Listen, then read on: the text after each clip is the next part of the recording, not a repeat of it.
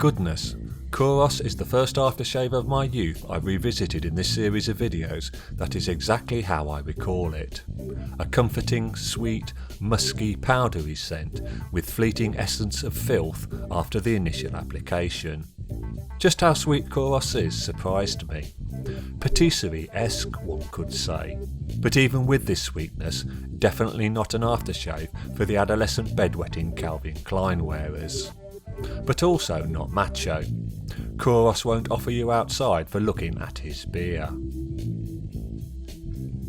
I only exhausted 3 bottles of Kouros in my youth before drifting away to other perfumes. Not because Kouros displeased me, but because you think there's always a prettier girl, probably Ginger, around the corner.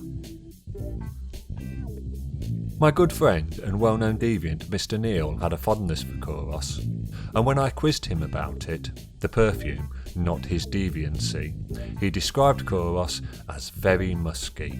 Another good friend, Bob, also wore Kouros in bygone years. This was the period during which Bob imbibed 20 pints of Guinness on a night out. When asked for his thoughts of Kouros, he drew a blank. Drink responsibly, children, or you'll damage your memory, like Bob.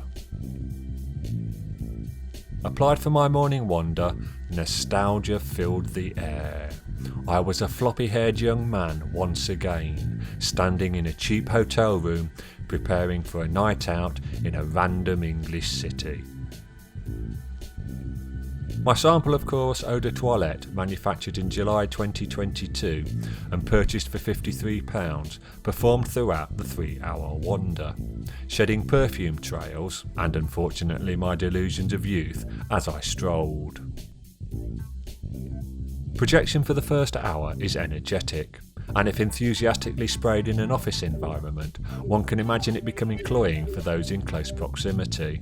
An office is not the natural environment of Kouros though.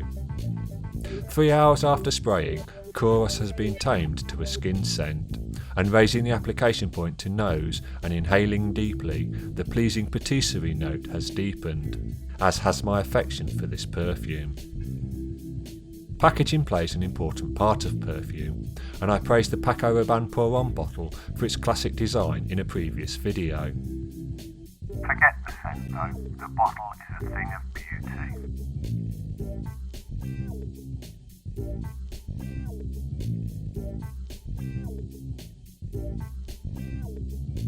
The Kouros bottle is not classic, but it is iconic, and the most tactile bottle I've encountered.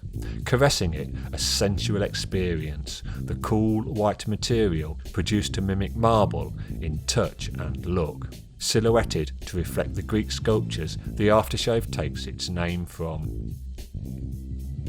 With the disappointments of previous aftershave revisits, I was starting to question my olfactory recollections. Kouros has banished these doubts. The perfumes have altered, not my memories of them.